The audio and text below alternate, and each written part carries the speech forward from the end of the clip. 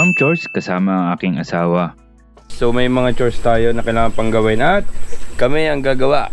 Nagtanim kami ng lettuce, nag-ayos sa greenhouse, nagpurga ng mga kambing, at pinakain ng mga native pigs natin. Lahat yan, kasama ko ang asawa ko. Samahan niyo kami ni Jay. Tara!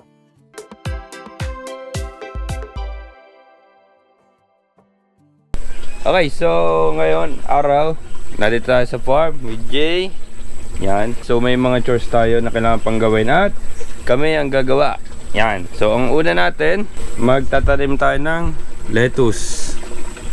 Kasi may mga bakante na tayo, ililipat yon. Kailangan na ng bagong seedlings at magana tayo. Magpupurga tayo ng mga kambing. Okay, tara! Naghiwa kami ni Jay ng mga styro cups. Maraming styro cups.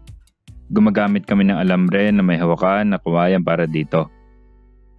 Kahoy lang ang pampainit para tipid. Kaso, dahil mausok, ay iyak naman ako at singhot ng singhot. Pinigyan namin ang coco peat na may babad na calcium nitrate.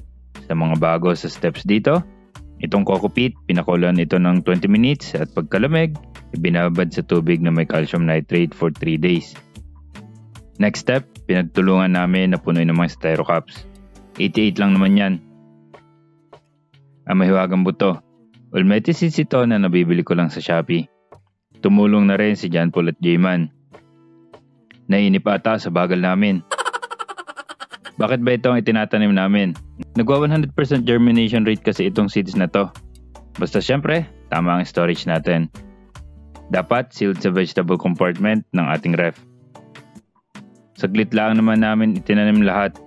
Konting tulak lang sa mga buto, hindi kailangan bumaon. Okay, so yung next natin, ito.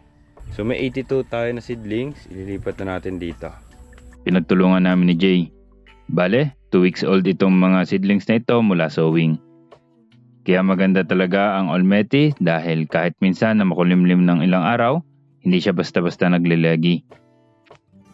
At ang system namin, natatanggal ang mga downspouts para madali ang paglalagay at ganun din ang pag-harvest. Advantage din ito sa cleaning dahil madadala namin sa gripo ang mismong PVC paglilinis. Dahil nadagdagan din ng mga downspout na may flow, mag-iiba for sure ang flow ng mga naunang PVC na may laman ng lettuce. Kaya diretso na natin ang checking at adjustment. Dahil bakante na ang seedling table, pwede na nating ipasok ang bagong sow ng mga lettuce.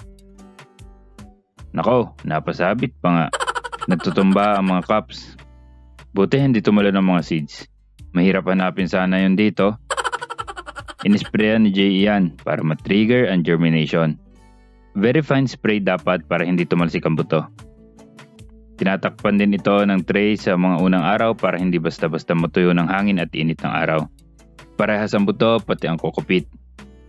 Sinulatan ko ang batch number at tagging para malaman natin na batch 19 ito at ang sow date at harvest date. Magpurga naman tayo ng ating mga kambing. Pinapasok ko na sinabawang sa bahay.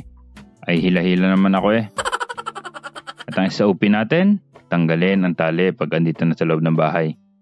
Okay, so para kay nabuang at sa mga hindi buntis na kambing, meron tayong albendazole. So may dalawa naman tayong hinihinalang buntis. Siguro fenbendazole naman siya. So yung buntis na hinala natin is itong ating bagong kambing. At saka itong si Janina. Unahin natin si Gigi. Fenbendazole sa kanya dahil hinala natin na buntis siya nung nabili natin. Ako ang tagahawak, si Jayman ang tagabuka ng bibig at si Jay ang tagashoot sa bibig ng pampurga. Si Janina naman. Fenbendazole din ito dahil malaki na ang dedan nito, buntis. Napansin namin sa pagsusupak ng mga kambing, ang babaeng kambing ang matigas ang pangaibuka. Si Macy muna. Hirapan din inganga Si Jay naman. Jayman, bukahe. Madali-dali naman. Lastly, si Nabuang. Nilipat na namin ito ng kwarto kasi nginangat-ngat niya yung tali ng lock sa gilid ng kwarto. Kaya palagi niyang nabubuksan. Ang lock kasi dito, kahoy kaya hindi niya magagalaw. Katulad ng inaasahan, madaling nainganga. Okay, namimiss na daw ni Jay yung ating mga baboy. Pakita mo hindi sila nalabas ng...